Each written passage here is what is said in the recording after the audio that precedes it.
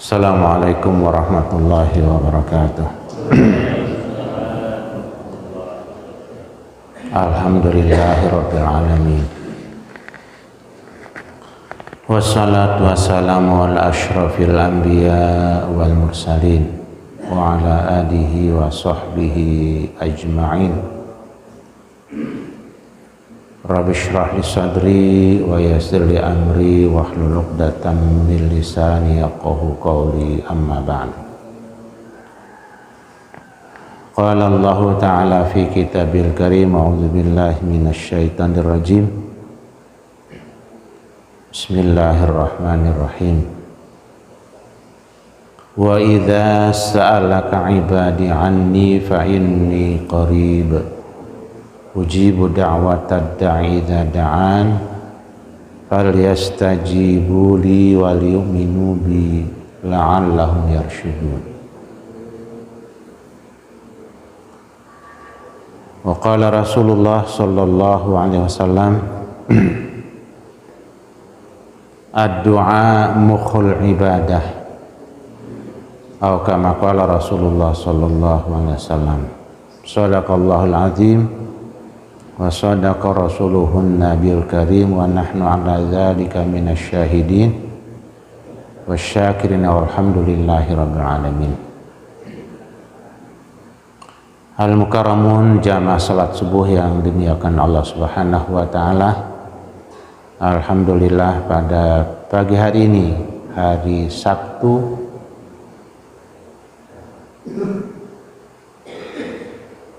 tanggal 27 tanggal 26 bulan Maret 2022, kita masih diberikan kesehatan dan kesempatan.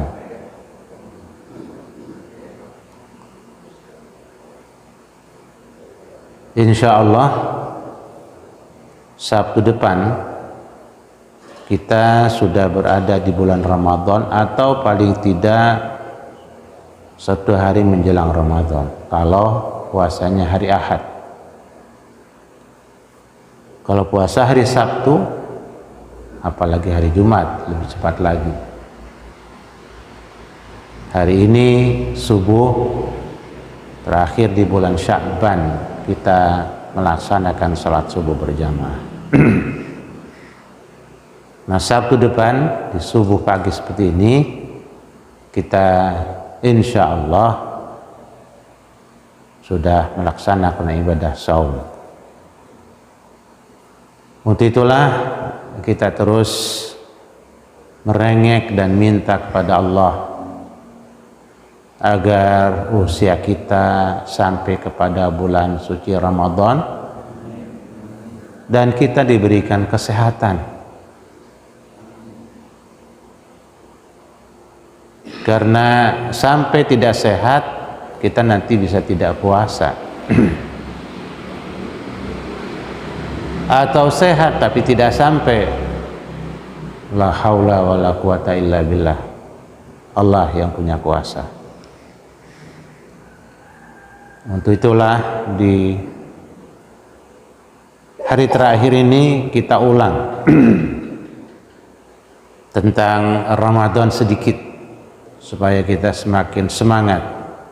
Kemarin khutbah Jumat yang disampaikan oleh Mukarram Ustadz Abdul Khalil itu juga memaparkan tentang persiapan Ramadan yang luar biasa. Bapak-bapak jamaah salat subuh yang dimuliakan Allah, karena memang hari ini juga bapak-bapak itu sebenarnya ada undangan sholat subuh gabungan di Musola Al-Falah. Bisa bilang ya ngaji dulu dah, ngaji dulu, kita ngaji, yang mau hadir nanti di ujung-ujung nggak apa-apa, tinggal doanya, jadi enak, tinggal doa langsung pulang.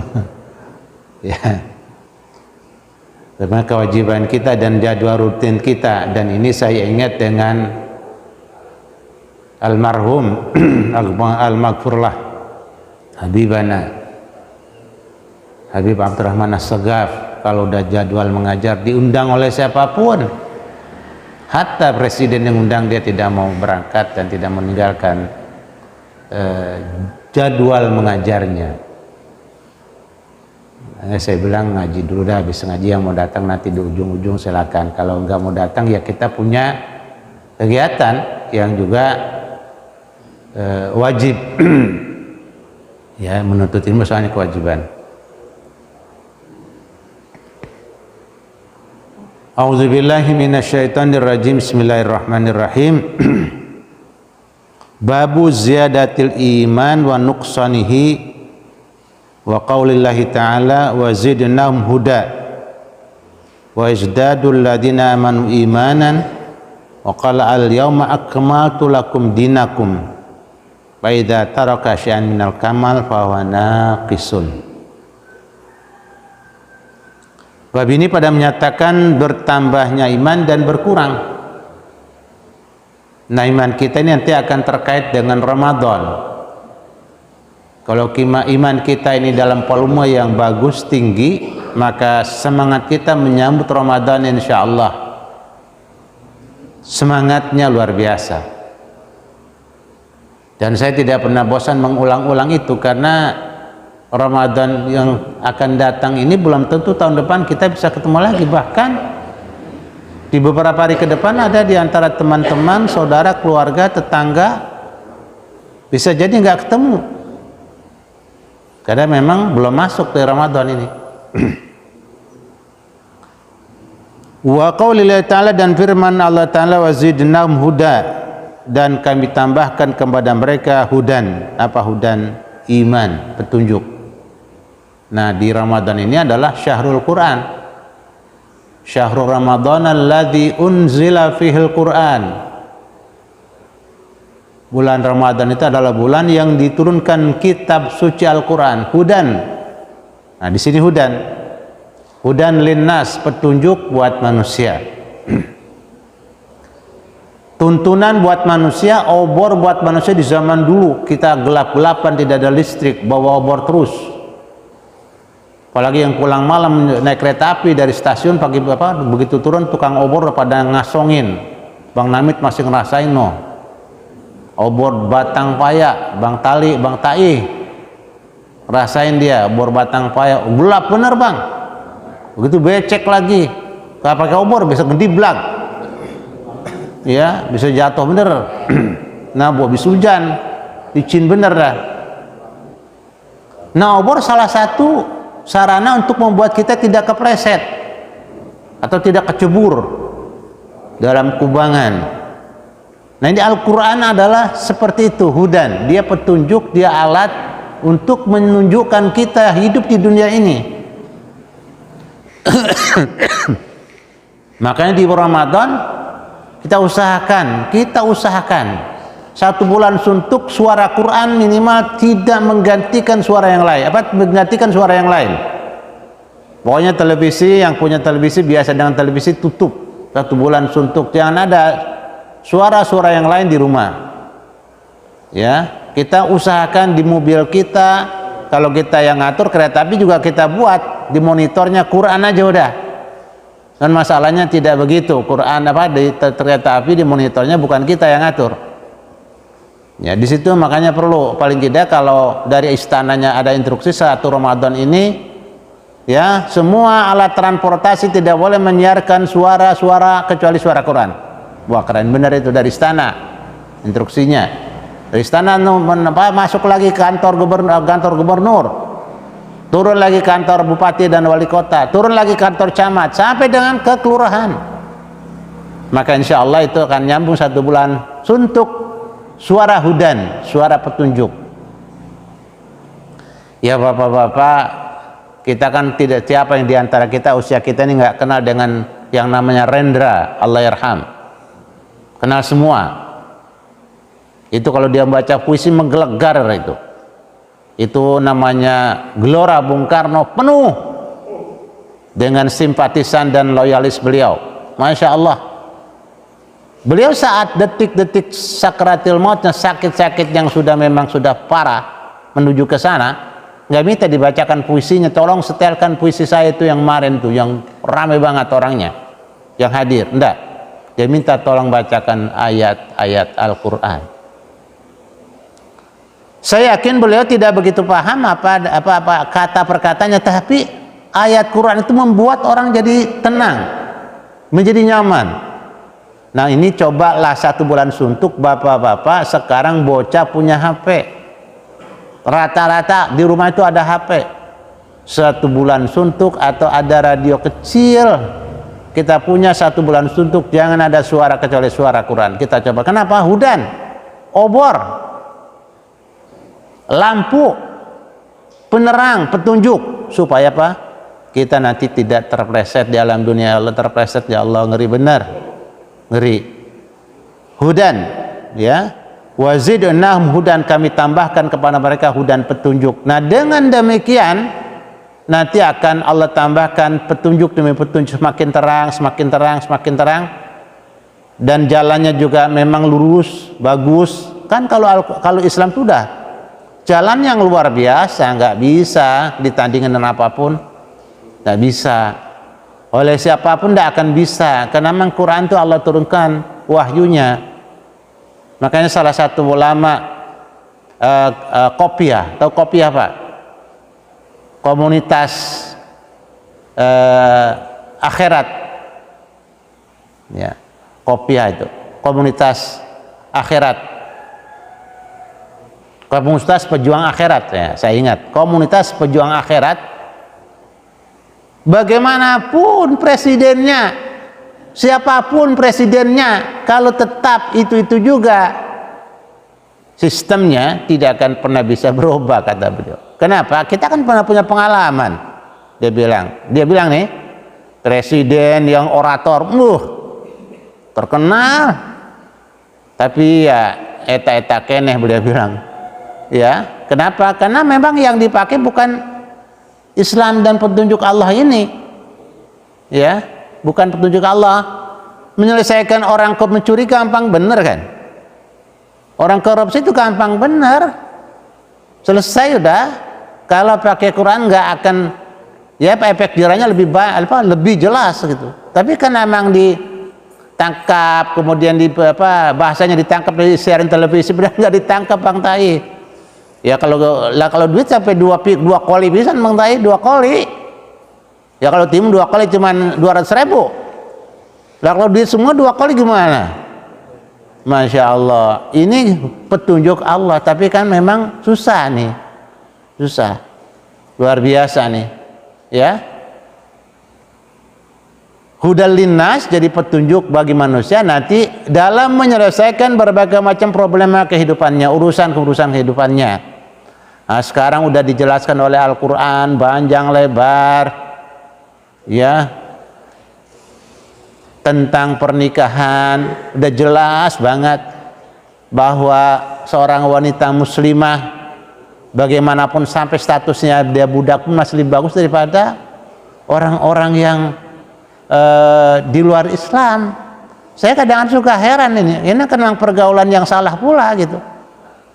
Kenapa kok sampai orang muslimah, anak perempuan muslimah nikah sama orang non muslim?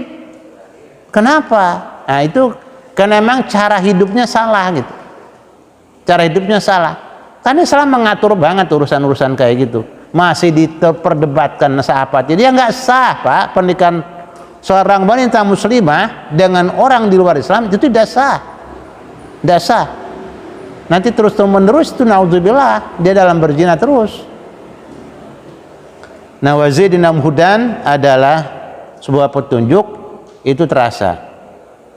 Hudal linnas wa bayyinatin minal huda wal furqan, dan Al-Quran itu nanti yang menjelaskan di antara petunjuk dan pembeda. Nanti ini yang halal, ini yang haram, sudah dijelaskan panjang lebar. Wanita-wanita yang haram dinikah A, B, C, D, jelas disebut Al-Quran. Hurrimat alaikumul maitatu, sudah dijelaskan.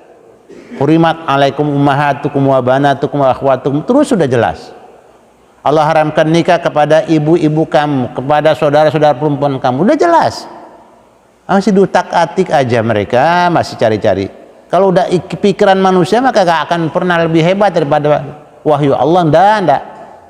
Nggak akan bisa. Nah, cuman masih aja nih orang-orang yang memang reseh-reseh gitu. Orang-orang yang tidak mau percaya dengan Al-Quran. Wa yazdadul ladina amanu imanan. Wa yazdadul ladina amanu imanan, dan Allah tambah orang-orang yang beriman imannya. Nah, kita terus coba ini di bulan Sya'ban, makanya iman kita betul-betul berada posisi yang bagus volumenya. Wa qala al-yauma akmaltu lakum dinakum, Allah berfirman, dan ini terbabnya terkait dengan ini, pada hari ini, pada hari kapan tuh? Pada saat wukuf di Padang Arafah, wukuf terakhir Nabi kita, haji wada, haji perpisahan, ini ayat turun. Pada hari ini, pada hari wukuf Nabi di hari Arafah, kami sempurnakan buat kamu dinakum, agamamu. Nah, kita umat Islam ini jangan ragu-ragu sama sekali tentang pernikahan, tentang tentang perekonomian, tentang perpolitikan, semuanya sudah diatur oleh Al-Quran. Ya, itulah petunjuk nantinya. Jadi kita pakai dia sebagai petunjuk di berbagai urusan hidup kita. Urusan mau tidur udah diatur secara remet-remet kata kita kan. Tapi Al-Quran sudah mengatur lewat wahyu Rasulullah, lewat hadis Rasulullah. Karena memang dua ini tidak bisa dipisahkan, antara Quran dan hadis tidak bisa dipisahkan. Fa idza taraka syai'an minal kamal, maka apabila meninggalkan seseorang sedikit dari kesempurnaan, bahwa naqisun, maka itu adalah kekurangan. Jadi kalau iman itu sekali lagi memang fluktuasi, dia akan terus berkurang, bisa jadi sampai pada titik nol. Di saat orang itu terus banyak berbuat dosa, bergaul bersama orang-orang yang berdosa, akhirnya sampai na'udzubillah imannya di bawah nol. Itulah perlunya kita berinteraksi, bergaul dengan jamaah masjid, jamaah musola, jamaah yang memang sering menyiram imannya lewat majelis ilmu. Haddatsana Muslim, al-imanu yazdadu bit ta'ah wa yanqusu bil ma'siyah. Nah, itu rumusnya. Iman itu bisa bertambah dengan ketaatan kita kepada aturan-aturan Allah, terus bisa bertambah. Tapi kalau kita berbuat dosa, bermaksiat, itu akan berkurang. Naudzubillah, maksiat makin besar semakin habis. Ya, maksiatnya apa? Ya koruptor. Itu koruptor. Mencuri misalnya, atau naudzubillah orang itu berzina, itu nggak ada imannya. La yazni zani hina yazni wa huwa mu'min. Tidak berzina orang yang berzina kalau dia beriman. Kalau dia beriman artinya, kalau dia berzina artinya apa?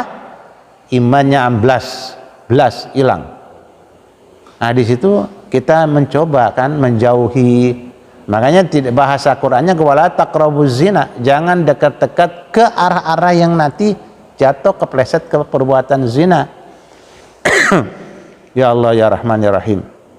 La haula wala quwata illa billah. Haddatsana Muslim ibn Ibrahim qala haddatsana Hisham qala haddatsana Qatadah an Anasin anin Nabi sallallahu alaihi wasallam qala yakhruju minan nari man qala la ilaha illallah. Nabi bersabda, nanti akan keluar dari api neraka orang-orang yang mengucapkan kalimat la ilaha illallah. Jadi la ilaha illallah itu qaulan wa fi'lan wa qalban.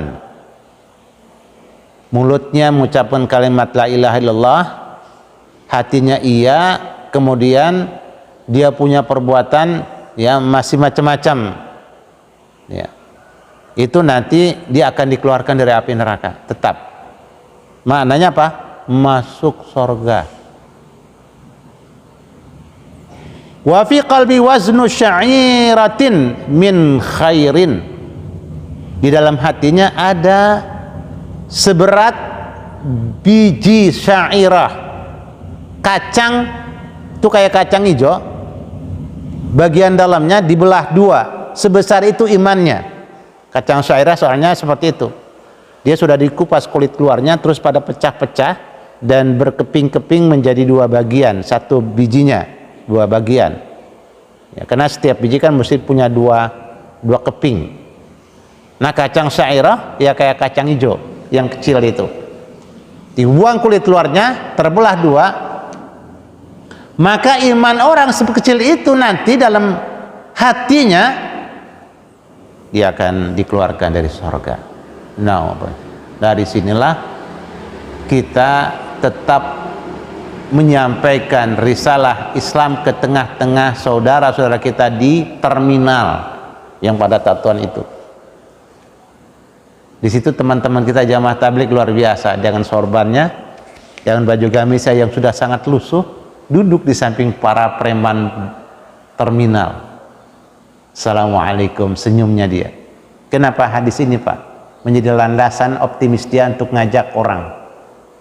Kenapa? Jangan sampai dia ya biar tetap muslim gitu. Biar tetap imannya ada walaupun kecil. Jangan sampai keluar dari Islam dia. Ya. Subhanallah. Subhanallah. Ya cuman kan kita kagak mau, kalau pengennya kan kita langsung masuk surga. Kalau masuk neraka dulu kan naudzubillah. Ya. Kan dibersihkan dulu naudzubillah. Ya, karena memang surga itu tempat orang yang tidak ada dosa. Kalau masih ada dosa bersihkan dulu. Tetapi kita itu tetap seberapapun orang itu bandelnya masih mengucapkan la ilaha illallah. Makanya kalau tahlil terasakan, kalau tahlil rame kan? Kenapa? Orang semuanya pengen masuk surga Pak. Karena di hatinya tahu susah benar hidup ini di dunia ini. Kalau bandel itu terasa sakit, capek. Nah kalau dia seorang yang preman, raja preman di Surabaya, ketika kita datang dijemput yang pakai mobil mewah, kenapa yang dijemput saya? Kenapa kamu jemput Kiai? Ya saya pengen masuk surga Kiai. Emang kenapa? Lah kamu kan bebas makan, minum segala macam, tinggal pakai, nggak enak Pak Kiai. Hidup kayak gini tuh nggak enak. Yang enak tuh apa? Yang enak tuh semua berada di jalan aturan Allah itu enak. Tidur nyenyak, kalau kita mah nggak bisa tidur nyenyak Pak Kiai. Makanya kurus kita ini katanya. Yang nggak bisa tidur, kalau mau tidur ngapain? Yang nyari pel dulu baru bisa tidur. Nyari pel, kadang-kadang nyari cairan yang bisa tidur. Tapi kalau kondisi kita normal alias sadar, itu dosa rasanya terus aja. Subhanallah. Emang sabda Nabi gak bisa dibohongi. Al ismu mahaka fi sadrika wa karita iyatan alhanas. Dosa itu yang membuat orang gelisah terus gak bisa tidur Pak. Dia bilang saya gak bisa tidur Pak Kiai. Ya gak bisa tidur. Apaan kalau mau udah kayak kita mah ini namanya kopi, yang namanya kafein, yang namanya rokok, kagak berhenti Pak Kiai. Gak berhenti. Yang setoran ini setoran itu. Tetapi saya pengen masuk surga Pak Kiai. Subhanallah. Nah di situ jelas benar bapak-bapak kita yang sudah bersih, kalaupun ada kotoran-kotoran dikit jangan nyebur. Nah diajaklah subhanallah ya oleh teman-teman jamaah tabligh tuh, luar biasa dia sabar didatangi teman-teman kita yang ada di terminal, di pelabuhan Mauludin ya Pak Mauludin, Masya Allah kumis tebal bener dah, tapi gak bisa tidur dia. Gelang baharnya gede bener, cincin berebet, prerod, 5 jari pakai semua, tapi sekali lagi nggak bisa tidur. Dia harus, kalau mau tidur harus cari minuman, biar dia pelayang, mabok, jatuh dah, baru bisa tidur. Kenormal nggak bisa, kenapa? Pikirnya dosa. Orang yang berbuat dosa dan makan yang dosa nggak bisa nyaman hidupnya, nggak bisa, nggak tenang dia. Nah disinilah ya kita jangan mau kan berbuat itu.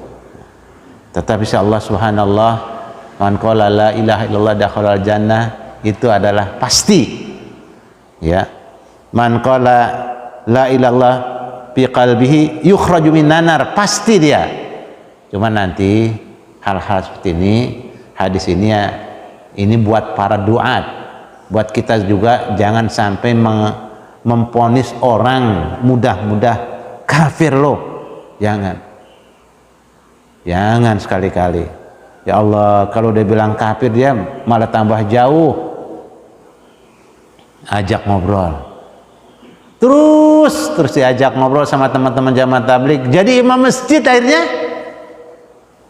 Jadi imam musola itu kan rata-rata orang itu kan orang-orang pemberani memang kan, pertama. Berani dia. Kemudian orang cerdas biasanya. Nah, ini mereka kan harus didekati, tidak boleh dijauhi. Nah, makanya dia ada timnya, tim dakwah. Ada yang nyelusup ke sono begitu. Nah, itu kita, Masya Allah, makanya masjid ke masjid. Itu adalah program mereka, dari masjid ke masjid, khuruj. 1 hari 1 malam, 7 hari 7 malam. Ya, kemudian ada yang sampai 40 hari 40 malam. Mau itu khuruj. Nah, mereka base camp masjid, terus silaturahim. Semua diketok pintu. Seperti Mus'ab bin Umair ketika di Madinah, semua penduduk Madinah diketok pintunya. Assalamualaikum, apa kabar, mudah-mudahan sehat-sehat, panjang umur, berkah urusan. Terus didoain panjang lebar. Apalagi memang ada biaya operasional, dia bawa bingkisan. Ini ada bingkisan dari teman-teman di masjid. Alhamdulillah, moga-moga ya jangan lihat isinya, cuman ini sekedar ya basa-basi dia. Terus kali, 2 kali, 3 kali, terus tim ini bergerak, Masya Allah, ke New Zealand, ke Australia, sampai ke mancanegara. Dia berkeliling dunia berdakwah, ngajak orang yang memang jangan sampai keluar dari Islam. Jangan sampai keluar dari Islam. Dia pertahankan betul komunitas muslim. Karena ya kita bisa hitung dah, kalau ada preman 10 orang di terminal, kayaknya 9 orang muslim itu. Iya enggak? Di stasiun ada preman, kayaknya muslim semua gitu. Nah, ini Bapak-bapak, subhanallah, kita di situ makanya nggak boleh kasar, harus tetap lembut berinteraksi dengan sesama muslim, supaya jangan sampai mereka malah jadi kabur, ya, kabur. Wa yakhruju minan nar man qala la ilaha illallah wa fi qalbi waznu burratin min khairin. Dan keluar dari api neraka orang-orang yang mengucapkan kalimat la ilaha illallah dalam hatinya seberat gandum. Ini gandum nih. Gandum lebih kecil lagi, dibelah 2. Gandum ya, dari kebaikan, dari iman yang nempel dalam hatinya sebesar itu. Nah, tadi dia disitulah banyak orang-orang yang hatinya itu sebenarnya tahu apa yang dia kerjakan. Kan ada beberapa artis anaknya nggak mau, pengennya dikirim ke pondok pesantren, pengen nggak mau kayak dia. Artis Pak, artis yang gemerlapan itu, anaknya masukkan ke Jombang, ke Buirang, ke sana. Kenapa? Hatinya tahu Pak, gelisah dia melakukan itu, cuman kadongan, ribet dah, terikat dia dengan kakinya itu, diikat oleh. Nah, kita yang udah belum di situ jangan arahkan ke situ, bocah. Tahan, jangan sampai ke situ arahnya. Kalau ke situ dia gelisah terus hidupnya. Nah, itu anak-anaknya buktinya. Nggak ada yang berapa artis anaknya di pondok pesantren. Bahkan kemarin waktu kita jemput anak dia di daerah terminal Depok, antar kotanya apa namanya, Jati Jajar. Saya pikir tentara ini jaga para santri gitu yang akan pulang gitu. Ternyata dia jemput anaknya Pak. Ya Allah, air mata saya mengalir gitu. Air mata saya mengalir. Alhamdulillah ya Allah. Para tentara kita juga imannya masih ada, karena dia sadar betul. Polisi juga datang, subhanallah, saya pikir polisi ngamankan, ternyata jemput anaknya. Begitu sampai keluar anaknya dari dalam terminal, dipeluknya, diciumnya, ya Allah, nah bapak kan 1 tahun kagak ketemu, nangis dia, ya Allah, nah alhamdulillah kau selamat, kau sehat. Subhanallah, di situ Pak. Jadi ketenangan jiwa itu, kalimat la ilaha illallah itu yang membuat kita tenang. Artinya Islam dan iman itu tetap nempel di dada. Disitulah para preman masih punya harapan tinggi. Nah, kita jangan omelin mereka, tapi diajak, disentuh, diusap-usap. Ya, itu yang dilakukan oleh teman-teman. Dan itu ceritanya Al-Mukarram, Syekhuna, guru kita, Ustaz Abdul Samad, nang jamaah tabligh di Sumatera, yang satu saat dia keliling lagi setelah keliling puluhan, sebelum 10 tahunnya dia keliling, 10 tahun dia keliling lagi ke musola tersebut. Ditanya imamnya siapa itu, bagus banget, ternyata mantan preman Pak, ya, mantan preman di tempat mainan yang namanya dingdong, markas main-mainan. Wah, kan zaman saya dulu dingdong, kalau sekarang apa namanya nggak tahu dah namanya. Nah, itu jamaah tabligh tuh datang ke situ juga, luar biasa. Itu kita angkat topi, masya Allah. Wa yakhruju minan nar man qala la ilaha illallah wa fi qalbihi waznu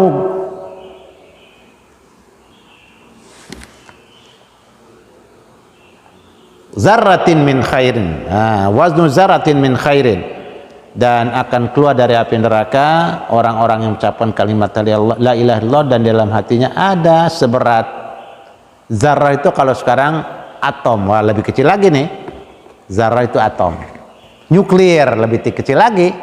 Dulu atom, sekarang nuklir. Kecil banget nggak bisa lihat oleh mata.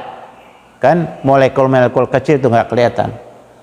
Subhanallah, bapak-bapak, ibu-ibu, ya. Inilah kita tentunya di sekitar kita ada teman-teman, di sekitar kita ada orang-orang yang beragam keislaman dan keimanannya. Tetap kita jangan bosan. Ya, malam ini ada pengajian, malam ini ada kajian, subuh ini ada kajian. Setiap Jumat sebenarnya selalu diperbarui kayak seperti di beberapa masjid. Nah, itu selalu diinformasikan ya di papannya. Kalau sekarang mungkin ada monitor yang ada dipasang seperti ini, itu bukan waktu sholat doang yang diinformasikan. Masukkan datanya, kegiatan masjid 1 minggu, kegiatan mushola 1 minggu. Jadi orang ketika duduk, saya melihat monitor, oh hari Sabtu pagi setelah sholat subuh ada kajian kitab Fathul Bari, ya, itu dimasukkan di infonya. Makanya masjid itu sekarang dan mushola itu perlu didukung oleh anak-anak muda yang paham IT dan internet. Nah, masjid kita insya Allah udah jadi fisiknya bertahap. Nanti lama-lama kita lengkapi dengan berbagai macam fasilitas dunia anak muda sekarang. Dia masuk masjid harus ada internet Pak. Anak-anak muda sekarang mah, kenapa? Karena dalam HP-nya itu ada kitab elektronik yang paket dia habis. Dia pengen buka di pojokan, dia bukalah kitab elektronik. Dan sekarang sudah terus mengarah ke sana, yang namanya kitab-kitab sudah dielektronikan. Yang munjid kitab sebesar itu, kamus tebalnya segini Pak, itu sudah dalam munjid kamus elektrik. Nah, itu semuanya nanti masjid kalau nanti masih manual baik, bocah pada gak masuk ke masjid. Orang warung kecil pada ada internetnya sekarang, iya nggak? Ada tempat cucian motor kecil benar pakai internet juga. WiFi gratis katanya. Iya. Nah, kita juga ya kalau kita siapkan nanti tentu ada, kalau hanya memang anak muda yang ahli kan tahu internet kita dipakai untuk apa, dia tahu dia. Nah, kalau nanti dipakai macam-macam, nah, itu nanti ada filternya. Ada di itu anak-anak muda. Nah, Bapak-bapak, Ibu rahimakumullah, ini pesan yang luar biasa. Kita tidak boleh pesimis, tidak boleh putus asa dalam mengajak orang berbuat baik, ajak orang sholat, ajak orang puasa, ajak orang melakukan amalan-amalan yang soleh. Qala Abu Abdullah, qala Aban, haddatsana Qatadah, haddatsanas ani Nabi sallallahu alaihi wasallam min imanin makanu min khairin, bagian daripada iman ada sedikit secuil dari kebaikan yang menempel di seseorang. Luar biasa. Di situ Allah Maha Rahman dan Rahim terasa ketika kita baca Bismillahirrahmanirrahim. Besok bulan puasa kita akan saksikan di bulan puasa, di terminal, di stasiun, di kereta api kadang-kadang ada orang minum sembarangan. Nah, kalau tidak puasa boleh dalam perjalanan, tapi minumnya tidak kelihatan. Tapi juga ada yang tetap minum aja. Ya kita berhusnudzon dah, mudah-mudahan mungkin pikirannya lagi atau lagi musafir, atau mungkin auzubillah orang itu lagi stres gitu ya. Nah orang majnun tidak wajib puasa, orang gila tidak wajib puasa. Nanti kalau ngeliat ya kayak gitu bapak nggak usah marah-marah. Solek boleh, lagi musafir ya boleh, iya. Nah musafir sudah, tolonglah minumnya jangan sampai kelihatan teman-teman yang lain, begitu pelan-pelan boleh. Nah ini bapak-bapak, sekian dulu insya Allah. Di bulan Ramadan ada kegiatan kajian, tapi mungkin akan kita formatnya akan kita robah barangkali. Insya Allah nanti kita obrolin sama pihak pengurus masjid. Kalau emang mau diadakan di bulan Ramadan ya kita adakan, tapi dengan format yang lain. Wallahu a'lam bishawab. Ada pertanyaan silakan, kalau tidak ada kita segera tutup karena masih ada, saya yakin di sana sampai jam 6 lewat. Kalau jadi Bang Tamit kalau mau lari ke masjid Bang Hamzah, kalau mau ke Musola Al-Falah masih bisa di ujungnya nih, di doanya. Demikian, hadanallahu wa iyyakum ajmain. Assalamualaikum warahmatullahi wabarakatuh.